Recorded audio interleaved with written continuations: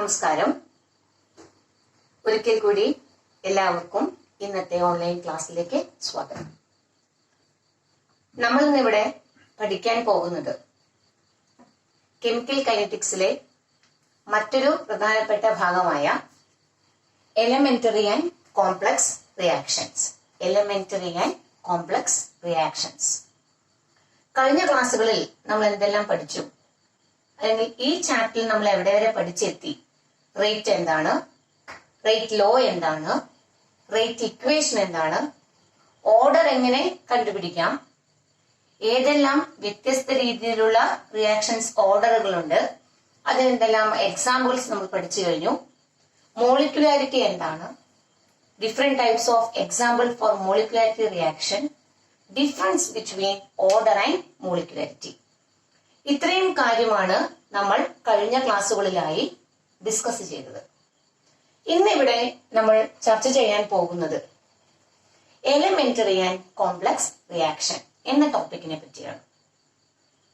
ഞാൻ കഴിഞ്ഞ ക്ലാസ്സിൽ സൂചിപ്പിച്ചു, molecularity of a reaction is only applicable to elementary reactions. അന്ന് ഞാൻ ഡെഫിനേഷൻ പറഞ്ഞു തന്നു. എന്താണ് എലമെന്ററി റിയാക്ഷൻ? എന്താണ് എലമെന്ററി റിയാക്ഷൻ? ആരോ പറയുന്നുണ്ടല്ലോ അവിടെ. എന്താണ് എലമെന്ററി റിയാക്ഷൻ?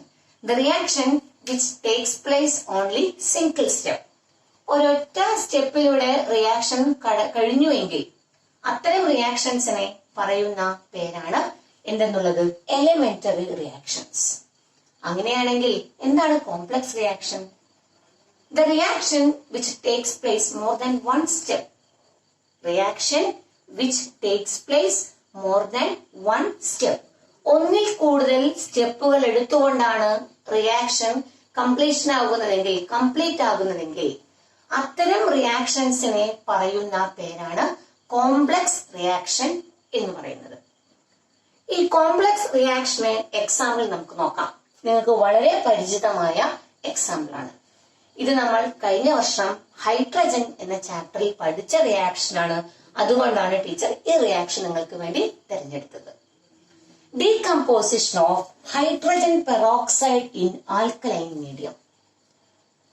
ഒരു I- അയോൺ അല്ലെങ്കിൽ ഒരു ആൽക്കലൈൻ മീഡിയത്തിന്റെ പ്രസൻസിൽ ഹൈഡ്രജൻ പെറോക്സൈഡ് ഡീകമ്പോസ് ചെയ്തുകൊണ്ട് എന്തായി മാറുന്നു?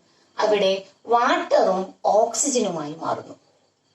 Decomposition of hydrogen peroxide in alkaline medium is an example for complex reaction. Decomposition of hydrogen peroxide in alkaline medium is an example for complex reaction. നമുക്ക് നോക്കാം എന്താണ് complex reaction, എന്തുകൊണ്ടാണ് ഇതിനെ പറയുന്നത്. ഇവിടെ നോക്കൂ, ഹൈഡ്രജൻ പെറോക്സൈഡ് ഡീകമ്പോസ് ചെയ്തുകൊണ്ട് വാട്ടറും ഓക്സിജനുമായി മാറുന്നു. ഞാൻ ഈ പറഞ്ഞ റിയാക്ഷന്റെ റേറ്റ് ഇക്വേഷൻ എഴുതാണ്. Rate of reaction is equal to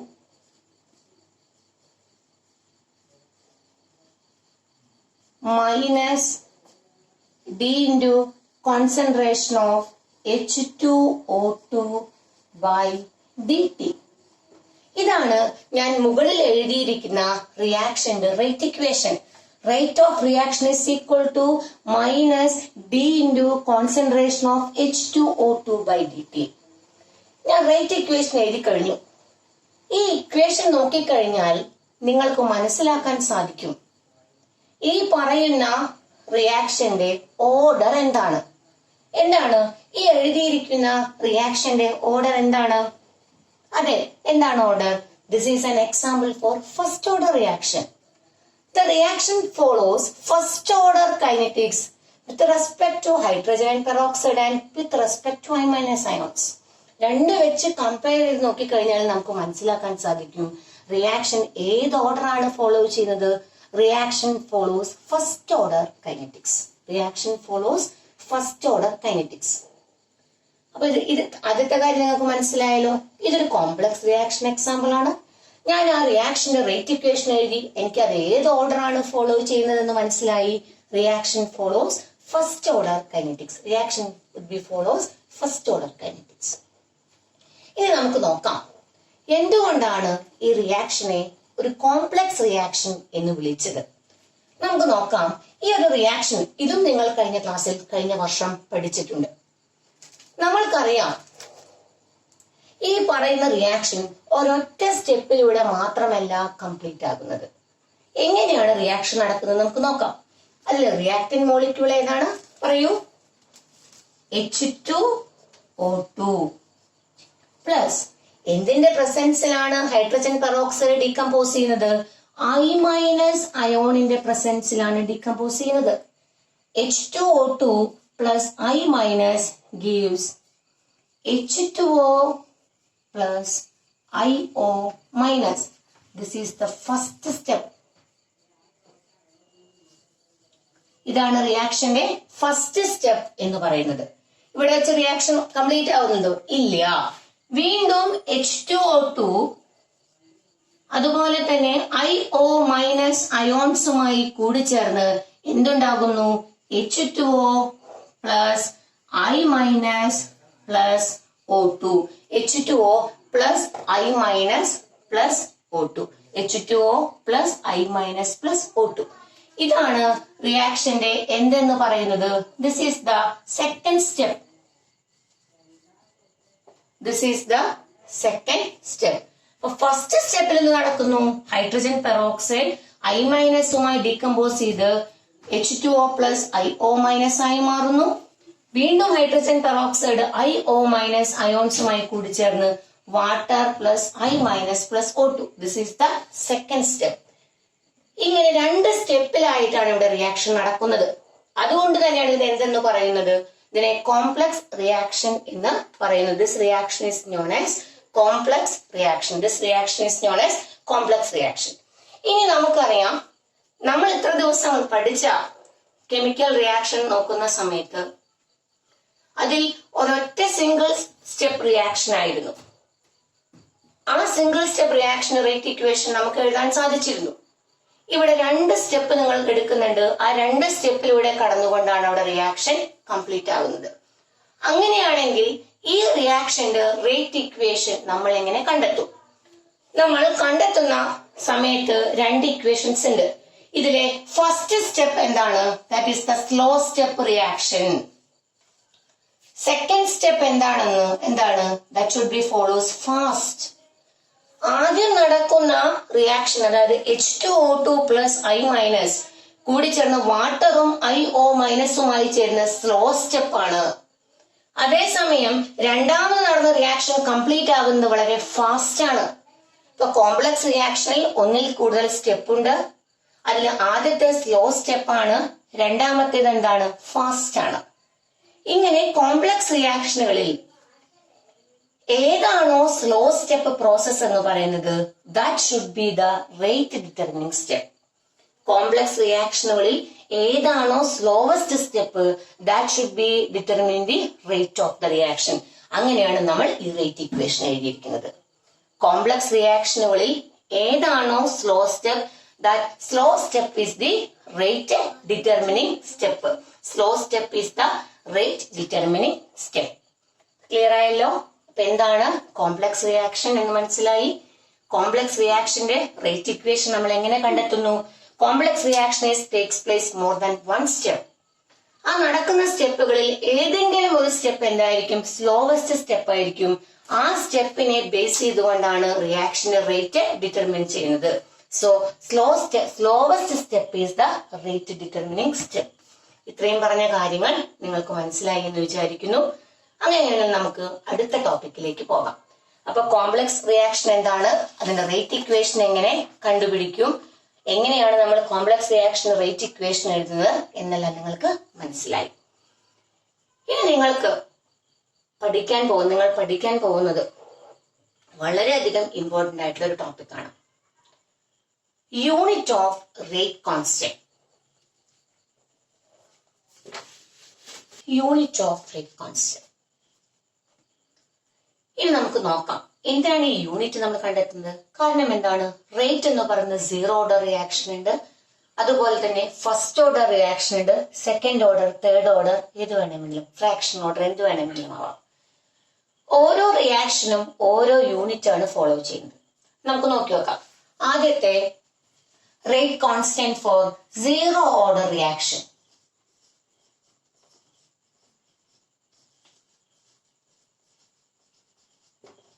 Rate constant for zero order reaction. Zero order നമുക്കറിയാം rate is equal to K into concentration of A to the power of 0. Rate is equal to K into concentration of A to the power of 0. ഏതിന്റെയും power 0 ആയി വന്നാൽ അതെന്തായി മാറുന്നു? That should be converted to 1. Or therefore rate is equal to K. Rate is equal to K. Rate is equal to K. നമുക്കറിയാം റേറ്റിന്റെ unit നിങ്ങൾ ആദ്യമേ പഠിച്ചു കഴിഞ്ഞു ചാപ്റ്ററിന്റെ ആദ്യത്തിൽ. എന്താണ് റേറ്റിന്റെ ഇക്വേഷൻ? എന്താണ് റേറ്റിന്റെ യൂണിറ്റ്? എന്താണ്? What is the unit of rate? Rate is equal to mole litre inverse second inverse. Mole litre inverse second inverse. Mole litre inverse second inverse. ഇതാണ് this is the unit of rate constant for zero order reaction. Zero order റിയാക്ഷന്റെ rate constant എന്താണ്? Mole litre inverse second inverse. Mole litre inverse second inverse. ഇതുപോലെ നമുക്ക് ഏതിന്റെ order കണ്ടുപിടിക്കാം? First ഓർഡറിന്റെ rate constant unit നമുക്ക് കണ്ടുപിടിക്കാം. The next one is first order. എന്താണ് ഫസ്റ്റ് ഓർഡറിന്റെ യൂണിറ്റ്? എന്താണ്? Rate is equal to K into concentration of A. അല്ലെ? Rate is equal to K into concentration of A. നമുക്ക് എന്താണ് കണ്ടുപിടിക്കുന്നത്? Unit of rate constant. Therefore K is equal to rate by concentration of A. Rate by concentration of A. Or റേറ്റിന്റെ unit നിങ്ങൾക്ക് അറിയാം. എന്താണ് റേറ്റിന്റെ unit? എന്താണ്? Mole litre inverse second inverse divided by concentration moles per litre. നിങ്ങൾക്ക് അറിയാവുന്നതാണ് concentration എന്താണ്? Moles per litre. Mole litre inverse that is equal to second inverse. Second inverse. അപ്പൊ സീറോ ഓർഡർ കഴിഞ്ഞു, ഫസ്റ്റ് ഓർഡർ കഴിഞ്ഞു. അങ്ങനെയാണെങ്കിൽ അടുത്തത് നമുക്ക് നോക്കാനുള്ളതാണ് സെക്കൻഡ് ഓർഡർ.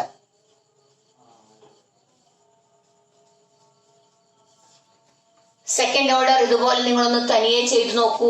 എങ്ങനെയാണ് സെക്കൻഡ് ഓർഡർ കണ്ടുപിടിക്കുന്നത്? സെക്കൻഡ് ഓർഡർ നിങ്ങൾ ഇതുപോലെ ഒന്ന് തനിയെ എഴുതി നോക്കൂ.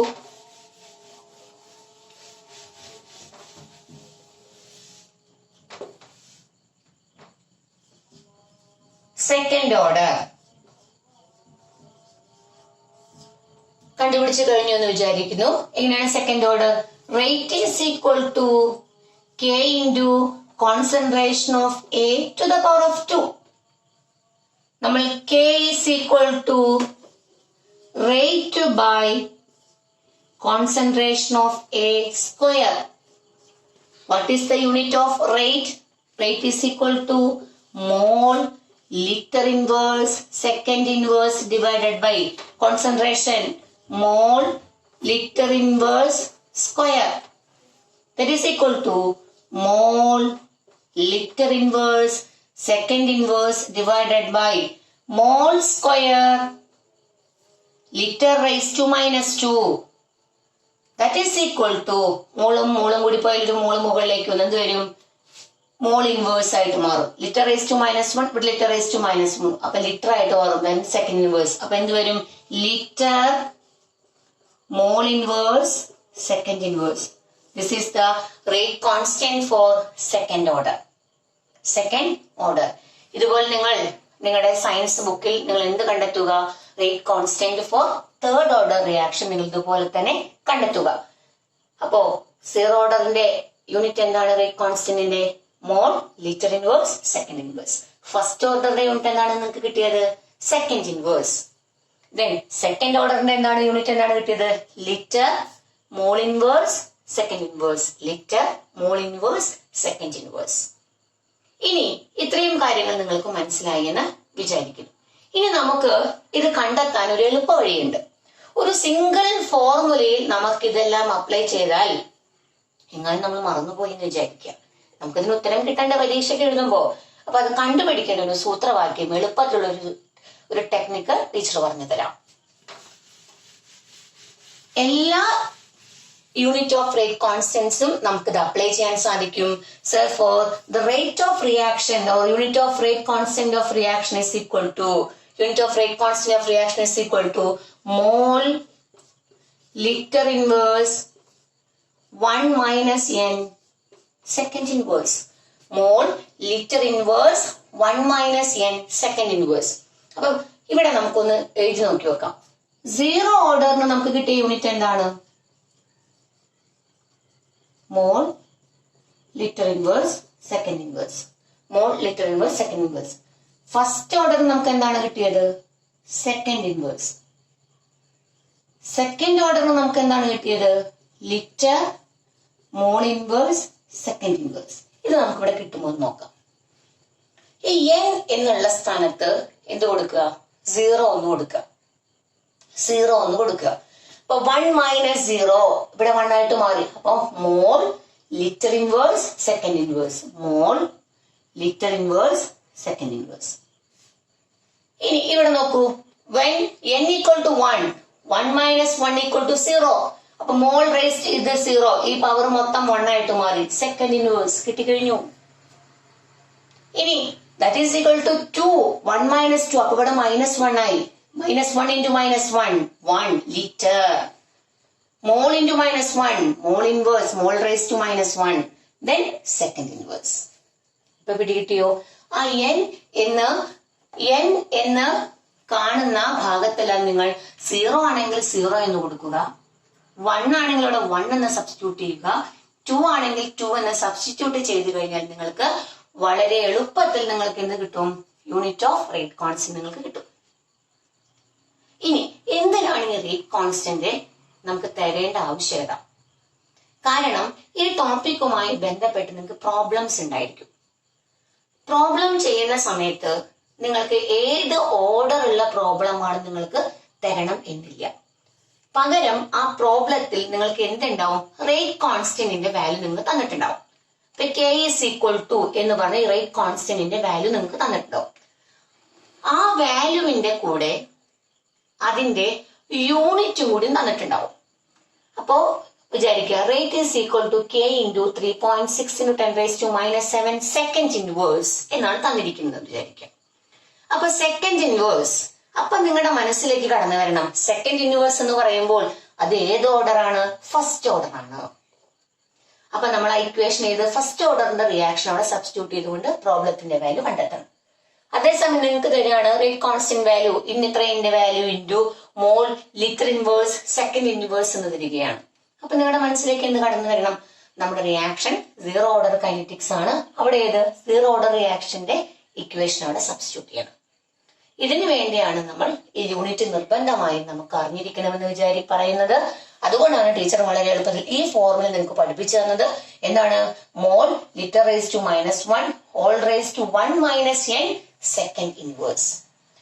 ഈ ഫോർമുലയിൽ നമുക്ക് എന്നിന്റെ വാല്യൂ 0, 1, 2, 3 ഇങ്ങനെ കൊടുത്തു കഴിഞ്ഞാൽ നിങ്ങൾക്ക് വളരെ എളുപ്പത്തിൽ ഓരോ ഓർഡറിന്റെയും റേറ്റ് കോൺസ്റ്റന്റ് നിങ്ങൾക്ക് കണ്ടുപിടിക്കാൻ സാധിക്കും.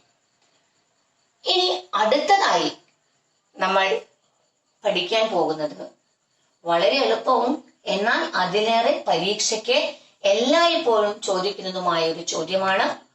ടോപ്പിക്കാണ് pseudo first order reaction. Pseudo first order reaction. നമ്മൾക്ക് ഇതെന്താണ് എന്ന് പഠിക്കുന്നതിന് മുമ്പായി നമുക്കിതൊരു എക്സാമ്പിളിലൂടെ പരിചയപ്പെടാം.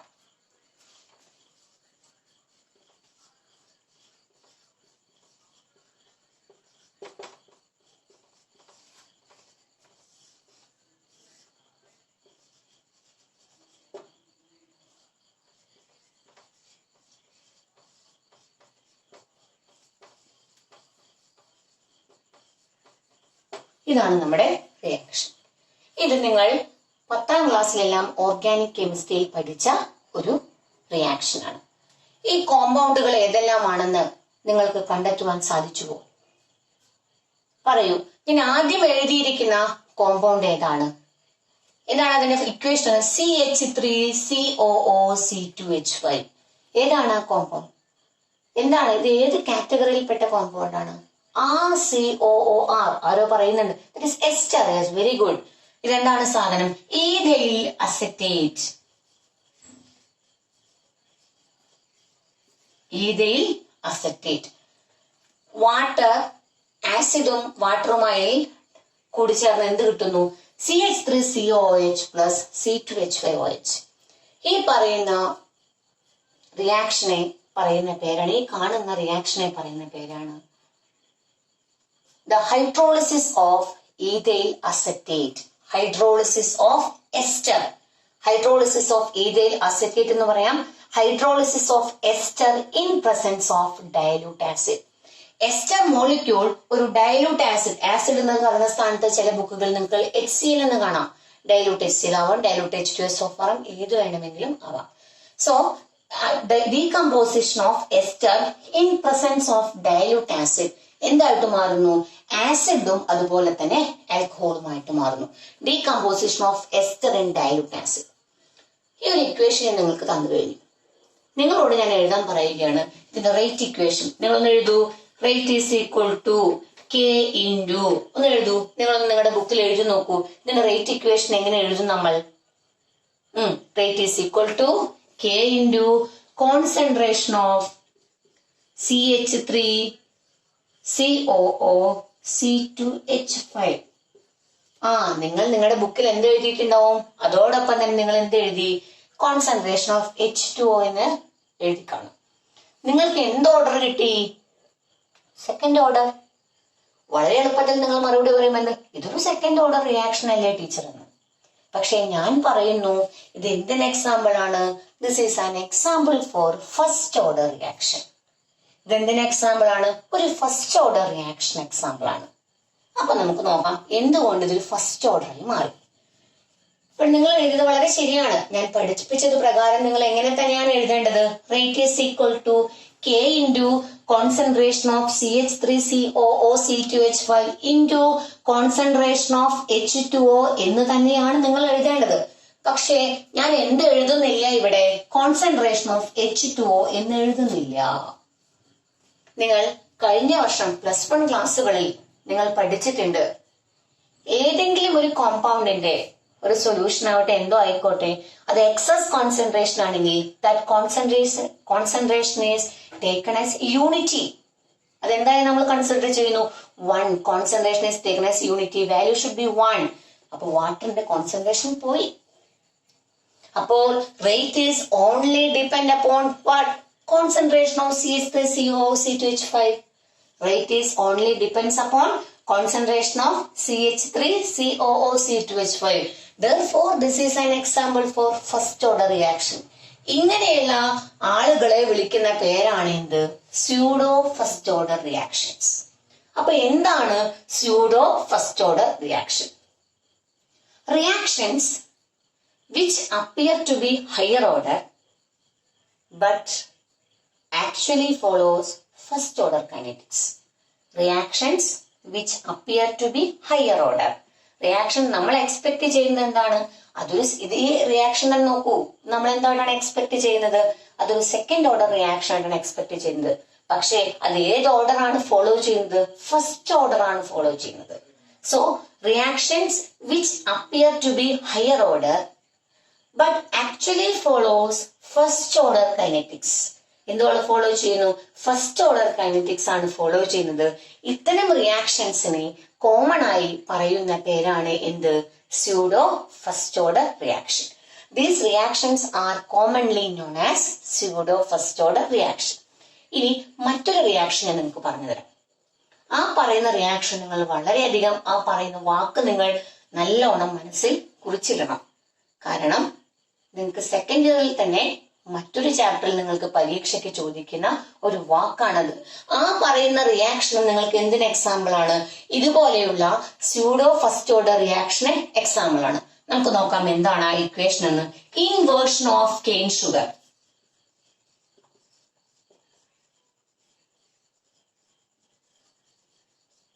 Inversion of cane sugar. Inversion of cane sugar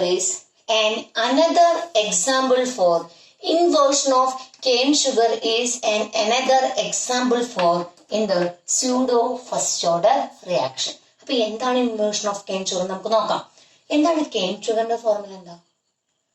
എന്താണ് ഷുഗർ? C12H22O11.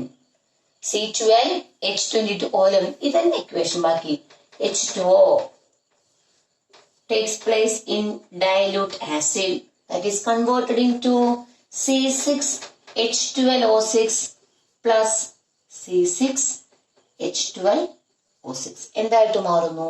ഗ്ലൂക്കോസും ഫ്രക്ടോസുമായി മാറും.